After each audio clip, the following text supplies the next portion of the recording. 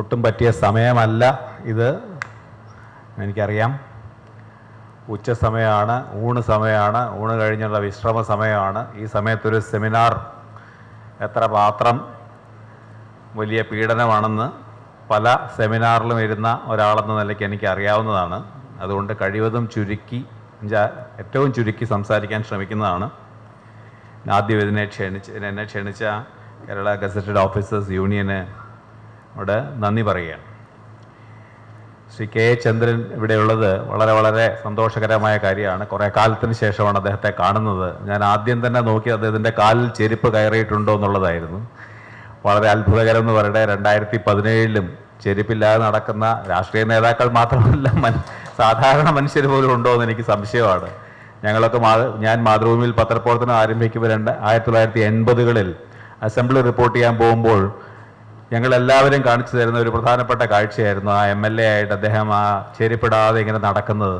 അതിനൊരു 10-20 വർഷം മുമ്പ് മലയാളികളിൽ 10-15% പേരെ ചെരുപ്പിട്ടിരുന്നുള്ളൂ എന്നുള്ളത് ഇന്ന് പോലും നമുക്ക് അത്ഭുതം. തിരിഞ്ഞു നോക്കുമ്പോൾ നമ്മുടെ കാലഘട്ടത്തിൽ തന്നെ ഏതാണ്ട് ഒരു 10-35-40 വർഷം മുമ്പ് ചെരുപ്പ് എന്നുള്ളത് വളരെ അസാധാരണ സംഗതിയായിരുന്നു. പക്ഷേ 80കളിൽ വലിയ അത്ഭുതമായിരുന്നു അത്. 80കളിൽ 2017 ഇദ്ദേഹം ഈ ചെരുപ്പില്ലാതെ ഇങ്ങനെ നടക്കുന്നു എന്നുള്ളത് ഓർക്കുമ്പോൾ എങ്ങനെയാണ് നമ്മുടെ രാഷ്ട്രീയം എങ്ങനെയൊക്കെ മാറിയെന്നും ആ രാഷ്ട്രീയത്തിലെ ചിലരെങ്കിലും ഒരു വംശനാശം നേരിടുന്ന എന്ന് പറഞ്ഞാൽ പോരാ, വംശനാശം വന്നു കഴിഞ്ഞിരിക്കുന്ന ഒരു രാഷ്ട്രീയ തലമുറയുടെ, പൊതുപ്രവർത്തകരുടെ ഒരു തലമുറയുടെ അവസാനത്തേന്നൊന്നും പറഞ്ഞാൽ പോരാ, ഇല്ലാത്തൊരു കണ്ണിയെ ഏതോ ലോകത്ത് നിന്ന് തിരിച്ച് ഇവിടെ കൊണ്ടുവന്നിരിക്കുന്ന പോലെയാണ് തോന്നുന്നത്. വളരെ അത്ഭുതകരം.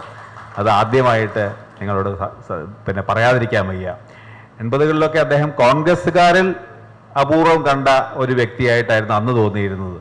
ഇന്നിപ്പോൾ കേരളത്തിലെ എല്ലാ രാഷ്ട്രീയക്കാരും തന്നെ നോക്കുകയാണെങ്കിൽ അദ്ദേഹത്തെ പോലെ ഒരു ലളിത ജീവിതത്തിൻ്റെ, വ്യക്തിപരമായി തന്നെ ഉള്ള ജീവിതത്തിൻ്റെ ആ ജീവിതം ഉയർത്തിപ്പിടിക്കുന്നവർ ഒരു രാഷ്ട്രീയ പാർട്ടിയിലും ലാളിത്യത്തിൻ്റെയും ആത്മാർത്ഥതയൊക്കെ കാലഘട്ടത്തിന് ശേഷം കാണുന്ന അത്ഭുതകരമായിട്ടുള്ള ഒരു ജീവിയായിട്ട് തന്നെയാണ് അദ്ദേഹത്തെ ഞാൻ കാണുന്നത്. മൊബൈലും ഇല്ല, ചെരുപ്പ് പോലും ഇല്ലാത്ത ആൾക്കാണ് മൊബൈൽ. അപ്പോൾ ഇപ്പോഴും അദ്ദേഹം സജീവമായി ഊർജ്ജസ്വലനായി സംസാരിച്ചതും മിക്കവാറുമുള്ള ഈ വിഷയത്തിൻ്റെ എല്ലാ മേഖലകളെക്കുറിച്ച് ആത്മാർത്ഥമായി, സത്യസന്ധമായി, ധീരമായി കൂടെ അദ്ദേഹം സംസാരിക്കുന്നു എന്നുള്ളതും വളരെ അപൂർവമാണ്. ധീരമായി സംസാരിച്ചിരുന്ന ഒരു തലമുറയും ഇന്ന് അവസാനിച്ചിരിക്കുകയാണ്. ആരും തുറന്ന് സംസാരിക്കാറില്ല. ഇവിടെ ഒരു രാഷ്ട്രീയ പാർട്ടിയിലെയും ആദർശ ധാര 1-2 വ്യക്തികൾ വല്ലപ്പോഴും വന്ന വർത്തമാനം പറയുകയൊക്കെ ചെയ്യുന്നത് മാത്രമായിട്ട് പറയും. ആദർശധാര എങ്ങനെയാണ് ആമാശയധാരയായി മാറിയിരിക്കുന്നത് എന്നുള്ളൊരു കാലഘട്ടത്തിൽ ഇദ്ദേഹത്തിൻ്റെ പോലെയുള്ള അപൂർവമായിട്ടുള്ള ജന്മങ്ങളെ വാസ്തവത്തിൽ നമുക്ക് എത്ര ബഹുമാനിച്ചാലും പോരാ എന്നുള്ളതാണ്. എന്താണ് ഒരു മനുഷ്യനൊരു ചെരുപ്പിടാത്തതുകൊണ്ട് എന്താണ് നാട്ടിന് പ്രത്യേകിച്ച് പ്രയോജനം എന്ന് വേണമെങ്കിൽ ചോദിക്കാവുന്നതാണ്. പക്ഷേ അത് പണ്ട് ഗാന്ധിജി ഈ ഉപ്പ് കുറുക്കിയപ്പോൾ, നിങ്ങൾ എവിടെയോ പോയിട്ടൊരു ഉപ്പ് കുറുക്കുക, ആർക്കും മനസ്സിലാവുന്നില്ലായിരുന്നു. ലോകത്തിന് തന്നെ ലോക ചരിത്രത്തിലെ അസാധാരണമായ സംഭവം. മഹാപ്രതാപശാലികളായ ബ്രിട്ടീഷ് സാമ്രാജ്യത്തെ നിങ്ങൾ ഈ വയസ്സായ മനുഷ്യൻ അല്പം ഉപ്പ് കുറുക്കിയോണ്ട് എന്തെങ്കിലും മാറ്റം വരുത്താൻ പോകുന്നുണ്ടോ എന്നുള്ളത് ഒരുമാതിരി കോമൺ സാമാന്യ ബുദ്ധിയുള്ള ആരും ചോദിച്ചു പോകുന്ന ഒരു കാലമാണ്. എത്രയോ വർഷം മുമ്പ് 1930കളിൽ എത്രയോ മുമ്പ് നടന്ന ഒരു അത്ഭുത ജന്മമായിരുന്നു. ആ ഒരു വ്യക്തിയുടെ ആ ലളിതമായിട്ടുള്ള ആ ഒരു നടപടിയിലൂടെ എങ്ങനെയാണ് അദ്ദേഹം ചരിത്രത്തെ മാറ്റിക്കുറിച്ചത് എന്നുള്ളത് നമ്മുടെ മുമ്പിൽ തന്നെ വ്യക്തമാകുന്നു. അപ്പോൾ ഓരോ വ്യക്തിയും പുലർത്തുന്ന വളരെ ചെറിയ ഒരു കാര്യം മാത്രമാണെങ്കിൽ പോലും ആ കാര്യത്തിൽ അത് നമുക്ക് ആർക്കും ചെയ്യാൻ പറ്റും. ഞാൻ പറയുന്നത് ഒരു കാഴ്ചക്കാരനായിട്ടാണ്, ഇങ്ങനെയൊന്നും ചെയ്യുന്ന ആളല്ല ഞാനും. പക്ഷേ ഒരാള് ഈ കാലഘട്ടത്തിൽ ചെരുപ്പിടാതെ നടക്കാൻ തീരുമാനിച്ചിട്ടുണ്ടെങ്കിൽ അതൊരു വലിയ തീരുമാനവും അതൊരു വലിയ സംഭവമാണ്. അതെങ്ങനെയൊക്കെയാണ് അതിനെ കൃത്യം രൂപ, നാണയ, അണ, പൈസ അളവിലല്ല. ഇതൊരു വലിയ സാംസ്കാരികമായിട്ടുള്ള മറ്റൊരു ലോകത്തിന് സാധ്യതയുണ്ട് എന്ന് അവസാനമായി വിളിച്ചു പറയുന്ന ചുരുക്കം പേരിൽ ഒരാളാണ്. ഇതിനൊക്കെ വളരെയധികം പ്രാധാന്യമുണ്ട്. അതുപോലെ നിങ്ങളുടെ ഈ കവർ ചിത്രവും വളരെ പ്രസക്തമാണ്. കുറച്ച് നാൾ 2 ദിവസം മുമ്പാണെങ്കിൽ തന്നെ ഇതിന് വലിയ പ്രസക്തി ഇല്ലായിരുന്നു. കാരണം ഇത് ഒരു ക്ലീഷേ, ഇത് എപ്പോഴോ നാൾ കാണുന്നു, എല്ലായിടത്തും കാണുന്നു. പക്ഷെ ഇന്ന് ഈ 2 ദിവസത്തിനിടയിൽ ഈ ചിത്രം എത്ര രാഷ്ട്രീയ പ്രാധാന്യം കൈവരിച്ചിരിക്കുന്നു എന്നുള്ളത് ഇന്ന് നമ്മുടെ പത്രങ്ങളിലും ടെലിവിഷനിലും ഒക്കെ കണ്ടാൽ അറിയാം. ഈ മനുഷ്യനെ മാറ്റി ഇവിടെ വേറൊരു മനുഷ്യനെ ഇരുത്തിയിരിക്കുകയാണ്. നിങ്ങളെല്ലാം കണ്ടിരിക്കും. എന്തൊരു ഭയങ്കരമാണ്. നമ്മുടെ കാലഘട്ടത്തിൽ ഇതൊക്കെ കാണേണ്ടി വരും എന്നുള്ളത് ആർക്കെങ്കിലും ചിന്തിക്കാൻ പറ്റുമായിരുന്നു. ഒന്നല്ല, 1000 ചിത്രങ്ങളാണ് ഖാദി പ്രസ്ഥാനത്തിൻ്റെ പ്രോത്സാഹിപ്പിക്കാൻ വേണ്ടിയിട്ട് ഉദ്യുക്തമായിരിക്കുന്ന ഒരു സ്ഥാപനം ഇവിടെ ഇദ്ദേഹത്തെ എന്താണ് ആ പ്രസ്ഥാനത്തിന്റെ ആൾക്കാർ ചെയ്തത് എന്നുള്ളതൊന്നും ഇപ്പൊ ചർച്ച ചെയ്യണ്ട. പക്ഷേ ചരിത്രത്തെ എങ്ങനെയാണ് തല കീഴായിട്ട് നിർത്താൻ പറ്റുന്നത്, സാത്താൻ എങ്ങനെയാണ് ഒരു ദിവസം ദൈവമായിട്ട് എല്ലാവരുടെയും അടുത്ത് പറയുകയും അതെല്ലാം നമ്മളെല്ലാവരും വിശ്വസിക്കുകയും ചെയ്യുന്നത്, വളരെ വിചിത്രമായിട്ടുള്ള സംഭവമാണ്. നമ്മുടെ മുമ്പിൽ കൺകെട്ട് വിദ്യയൊക്കെ പോലെയാണ്, ചിലർ ഈ അപ്രത്യക്ഷമാക്കി കളയുന്ന കൺകെട്ട് വിദ്യ പോലെയാണ്. നമ്മുടെ മുമ്പിൽ ഈ ഇന്ത്യ മഹാരാജ്യത്തിന് മുമ്പിൽ ഈ ചിത്രത്തിൽ ഇദ്ദേഹം ഇരിക്കുന്നിടത്ത് ഇരിക്കാൻ ഏറ്റവും യോഗ്യനായ മറ്റൊരാളെ കൊണ്ടിരുത്തി. യോഗ്യനായ എന്ന് പറഞ്ഞാൽ അതിന്റെ അർത്ഥമൊക്കെ നിങ്ങൾക്ക് മനസ്സിലാക്കിയാൽ മതി. അവിടെ കൊണ്ട് ഇരുത്തിയിരിക്കുന്ന കാഴ്ച ഈ ദിവസങ്ങളിൽ നമ്മൾ കണ്ടുകൊണ്ടിരിക്കുകയാണ്. എനിക്കൊരു മെസ്സേജ് വന്നു. ഹരിയാനയിലെ BJP മന്ത്രി അനിൽ വിജ് എന്ന് പറഞ്ഞ സ്പോർട്സ് മന്ത്രി, അദ്ദേഹം ഒരു നീണ്ട പ്രസ്താവന ഇറക്കിയിട്ടുണ്ട്. ഇനി നോട്ടുകളിൽ നിന്നും ഇദ്ദേഹത്തിന്റെ ഗാന്ധിജിയുടെ ചിത്രം മാറ്റി നരേന്ദ്രമോദിയുടെ ചിത്രം വെക്കണം എന്ന് അദ്ദേഹം പ്രഖ്യാപിച്ചിരിക്കുകയാണ്. കാരണം ഗാന്ധിയുടെ ചിത്രം ആയതുകൊണ്ടാണത്രേ അതിന്റെ മൂല്യത്തിൽ ഇടിവ് വന്നു പോയത് എന്നുള്ള ഒരു പ്രസ്താവനയാണ് അദ്ദേഹം നടത്തിയിരിക്കുന്നത്. അപ്പൊ ഖാദിയുടെ പ്രചരണത്തിന് ഏറ്റവും പറ്റിയ ആള് നരേന്ദ്രമോദിയാണെന്ന് പ്രഖ്യാപിച്ചിരിക്കുന്നു. അപ്പൊ ഈ ഒരു കാലഘട്ടത്തിൽ ഇങ്ങനെ പറയുന്നതും ഇങ്ങനെ ഒരു സാധാരണ ബ്രോഷർ അടിക്കുന്നതിൽ പോലും എത്രമാത്രം രാഷ്ട്രീയ സാമൂഹ്യ പ്രാധാന്യം ഇന്ന് വന്നു കഴിഞ്ഞിരിക്കുന്നു എന്നുള്ളത് നമ്മുടെ കാലഘട്ടത്തിന്റെ ഗതികേടാണെങ്കിലും അത് ഓർമ്മിപ്പിക്കാതിരിക്കാൻ വയ്യ. അതുകൊണ്ട് തീർച്ചയായിട്ടും ചന്ദ്രേട്ടൻ പറഞ്ഞ പോലെ ഈ ചിത്രം അടിച്ചത് പോലും വളരെയധികം അഭിനന്ദനാർഹമാണ്. അത് ഇന്നായി മാറിയിരിക്കുന്നു. അടിച്ച സമയത്ത് നിങ്ങൾക്ക് തോന്നിയില്ലായിരിക്കും ഇങ്ങനെ ഒരു ദിവസമായിരിക്കുമോ ഇത് പ്രസിദ്ധീകരിക്കുന്നത് എന്നുള്ളത്. ഇന്ന് ഈ മലയാള പത്രങ്ങളിലെല്ലാം വന്നിരിക്കുന്നത് ഈ വാർത്തയാണ്, ഈ ആള് മാറിയതിൻ്റെ വാർത്തയാണ്. അപ്പോൾ എൻ്റെ വിഷയത്തിനെ ചുരുക്കിയേ പറയുന്നുള്ളൂ. വലിയ വിഷയമാണ്, മാധ്യമങ്ങളെ പറ്റിയാണ്. മാധ്യമങ്ങൾ ഈ പറഞ്ഞ പോലെ ഇന്ത്യ കൈവരിച്ച എല്ലാ നേട്ടങ്ങളുടെയും മകുട ആയിട്ട് നിൽക്കുന്നത് ഒരു കാര്യമാണ്, അത് ജനാധിപത്യമാണ്. നമ്മളോടൊപ്പം സ്വാതന്ത്ര്യം കൈവരിച്ച, നേരത്തെ പറഞ്ഞ പോലെ നമ്മുടെ അയൽ രാജ്യങ്ങൾക്കൊന്നും കഴിയാതെ 67 വർഷമായി എങ്ങനെ ജനാധിപത്യത്തെ, ഇത്രയും വൈവിധ്യവും ഇത്രയും ഭിന്നതകളും ഒക്കെയുള്ള ഒരു രാജ്യം, വംശീയമായിട്ടുള്ള, വർഗീയമായിട്ടുള്ള, ഭാഷാപരം, ഏതൊക്കെ രീതിയിൽ വ്യത്യാസമുണ്ടോ ആ വ്യത്യാസമെല്ലാം കടന്ന് 500 രാജ്യങ്ങളായി ചിതറിക്കിടന്നിരുന്ന, പരസ്പരം വെട്ടിക്കീറുമെന്ന് എല്ലാവരും കരുതിയിരുന്ന 500ഓളം രാജ്യങ്ങൾ ഒരു സുപ്രഭാതത്തിൽ ഒരു മാന്ത്രിക ദണ്ടുകൊണ്ട് പോലെ എന്ന പോലെ ഒരു രാജ്യമായി ഒന്നിച്ചു നിൽക്കുന്ന ഒരു അത്ഭുത ചിത്രമാണ് ഇന്ത്യക്ക് മാത്രം കൈവരിക്കാൻ കഴിഞ്ഞ, ലോക ചരിത്രത്തിൽ തന്നെ ഇന്ത്യക്ക് മാത്രം കൈവരിക്കാൻ കഴിഞ്ഞ ഒരു നേട്ടമാണ് ഇന്ത്യ ഒന്നായതും ഈ 67 വർഷം കഴിഞ്ഞും ജനാധിപത്യം, നേരത്തെ പറഞ്ഞ പോലെ ഇരുണ്ട 20 മാസത്തിന്റെ അടിയന്തരാവസ്ഥ എന്ന് പറഞ്ഞാൽ അന്ധകാരമയമായിരുന്ന ആ കാലഘട്ടത്തിന്റെ സ്വാതന്ത്ര്യമില്ലാതിരുന്ന അച്ചടക്കത്തിന് വേണ്ടിയാണെന്നൊന്നും ഞാൻ അംഗീകരിക്കുന്നില്ല. അത് വേറൊരു കാര്യം. അതേറ്റവും ജനാധിപത്യ വിരുദ്ധമായ ആ ചെറിയ ഒരു ഇടവേള, അതെല്ലാ രാജ്യങ്ങൾക്കും, എല്ലാ വ്യക്തികൾക്കും, എല്ലാ സംഘടനകൾക്കും, പ്രസ്ഥാനങ്ങൾക്കും ഒക്കെ ഉണ്ടാവുന്ന ഒരു തിരിച്ചടി എന്നല്ലേ ഞാൻ കാണുന്നുള്ളൂ. അതിനെ മറികടക്കാൻ അത് പ്രഖ്യാപിച്ച ആൾ തന്നെ അതിനെ മറികടക്കാൻ സഹായിക്കുകയും ചെയ്തു ജനങ്ങളുടെ സഹായത്തോടെ. അപ്പോൾ അതൊഴിച്ചാൽ നമ്മുടെ ഈ ജനാധിപത്യം എങ്ങനെയാണ് നമുക്ക് നിലനിർത്താൻ കഴിഞ്ഞത് എന്ന് നോക്കുമ്പോൾ തീർച്ചയായിട്ടും അവിടെയാണ് മാധ്യമങ്ങളുടെ ഏറ്റവും പ്രധാനപ്പെട്ട സാന്നിധ്യം. ജനാധിപത്യത്തിന് വേണ്ടി മാധ്യമങ്ങൾ ചെയ്ത ഒരു സംഭാവന എന്നല്ല ഞാൻ പറയുന്നത്. സ്വതന്ത്ര മാധ്യമങ്ങൾ സ്വതന്ത്രമായിരിക്കുക എന്നുള്ളത് ജനാധിപത്യത്തിൻ്റെ ആധാരശിലയാണ്. അപ്പോൾ ഈ ഇന്ത്യ കൈവരിച്ച ജനാധിപത്യപരമായിട്ടുള്ള എല്ലാ നേട്ടങ്ങളുടെയും അടിസ്ഥാനം ഇവിടെ ഒരു സ്വതന്ത്ര മാധ്യമ ലോകം, സ്വതന്ത്ര നീതിന്യായ വ്യവസ്ഥ, ബഹുകക്ഷി സമ്പ്രദായം, പാർലമെന്ററി വ്യവസ്ഥ, ഇതിനൊക്കെ പുറമെ ഏറ്റവും അടിസ്ഥാനപരമായി വിമർശിക്കാനും പരസ്പരം അതിനിശിതമായി വിമർശിച്ചതിന് ശേഷം വീണ്ടും പരസ്പരം എൻഗേജ് ചെയ്യാനും, പരസ്പരം സംസാരിക്കാനും, പരസ്പരം മത്സരിക്കാനും, പരസ്പരം ആശയ സംവാദം നടത്താനും ഒക്കെയുള്ള സ്വാതന്ത്ര്യം, അതാണ് ജനാധിപത്യം. ആ ജനാധിപത്യം ജനങ്ങളുടെ അറിയാനുള്ള സ്വാതന്ത്ര്യം, ജനങ്ങളുടെ അറിയിക്കാനുള്ള സ്വാതന്ത്ര്യം, ഈ 2 സ്വാതന്ത്ര്യവും സാക്ഷാത്കരിക്കപ്പെടുന്നത്, യാഥാർത്ഥ്യമാകുന്നത് മാധ്യമങ്ങളിലൂടെ മാത്രമാണ്. പലരും ധരിക്കാറുള്ളത് മാധ്യമങ്ങളുടെ സ്വാതന്ത്ര്യം ഇത് മാധ്യമ പ്രവർത്തകരുടെ ചില ഇഷ്ടം, അവർക്ക് ഒന്നാമത്തെ വരിയിൽ പാസ് കിട്ടുന്ന പോലെയോ അല്ലെങ്കിൽ ഏതെങ്കിലും ഒരു ചടങ്ങിൽ പ്രവേശിക്കാൻ ഒരു സ്പെഷ്യൽ അനുമതി കിട്ടുന്ന പോലെയുള്ള ഒരു കാര്യമാണ് എന്ന് നമ്മുടെ വളരെ പ്രധാനപ്പെട്ട നേതാക്കൾ പോലും തെറ്റിദ്ധരിച്ചിട്ടുണ്ട്.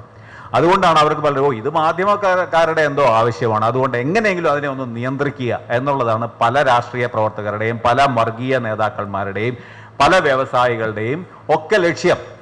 കാരണം അത് ഒഴിവായി കിട്ടിയാൽ സമാധാനമായി. പക്ഷേ മനസ്സിലാക്കാത്തത് മാധ്യമപ്രവർത്തകരുടെ സ്വാതന്ത്ര്യം എന്നുള്ളത് അതിൻ്റെ ഒരു പ്രാഥമിക തലത്തിൽ മാത്രമാണ്. മാധ്യമപ്രവർത്തകരുടെ സ്വാതന്ത്ര്യം സമൂഹത്തിൻ്റെ സ്വാതന്ത്ര്യമാണ്, സിവിൽ സൊസൈറ്റിയുടെ സ്വാതന്ത്ര്യമാണ്, ജനാധിപത്യത്തിൽ അവകാശപ്പെട്ടിരിക്കുന്ന സ്വാതന്ത്ര്യമാണ്. അത് മാധ്യമപ്രവർത്തകരുടെ സ്വാതന്ത്ര്യം നഷ്ടപ്പെടുന്നത്, മാധ്യമങ്ങളുടെ സ്വാതന്ത്ര്യം നഷ്ടപ്പെടുന്നത് ജനങ്ങളുടെ സ്വാതന്ത്ര്യം നഷ്ടപ്പെടുന്നതിന് തുല്യമാണ് എന്ന് മനസ്സിലാക്കുകയും അംഗീകരിക്കുകയും ചെയ്യണം.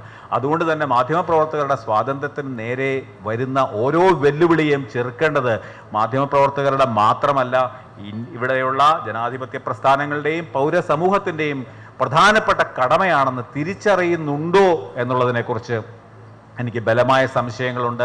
അതുകൊണ്ട് മാധ്യമപ്രവർത്തകരെല്ലാം ചെയ്യുന്നത് ശരിയാണെന്നൊന്നുമല്ല അവകാശപ്പെടുന്നത്. പക്ഷേ എല്ലാ തെറ്റുകൾക്കും അപ്പുറത്ത് തെറ്റ് ചെയ്യാനും കൂടെയുള്ള സ്വാതന്ത്ര്യമാണ് വാസ്തവത്തിലുള്ള ജനാധിപത്യ സ്വാതന്ത്ര്യം. അതാണ് മഹാനായ ജവഹർലാൽ നെഹ്റു പറഞ്ഞത്, മാധ്യമ സ്വാതന്ത്ര്യം ദുരുപയോഗപ്പെടുത്തുന്ന ഒരു അവസ്ഥ ആണ് എനിക്ക് മാധ്യമ സ്വാതന്ത്ര്യമേ ഇല്ലാത്ത അവസ്ഥയെക്കാട്ടിലും അഭികാമ്യം എന്ന് മഹാനായ പണ്ഡിറ്റ് നെഹ്റു എത്രയോ വർഷം മുമ്പ്, എത്രയോ കാലം മുമ്പ് തന്നെ പറഞ്ഞു എന്നുള്ളത് അദ്ദേഹം എത്രയോ മുമ്പ് നടന്ന വ്യക്തിയാണെന്ന് മനസ്സിലാക്കാവുന്നതാണ്.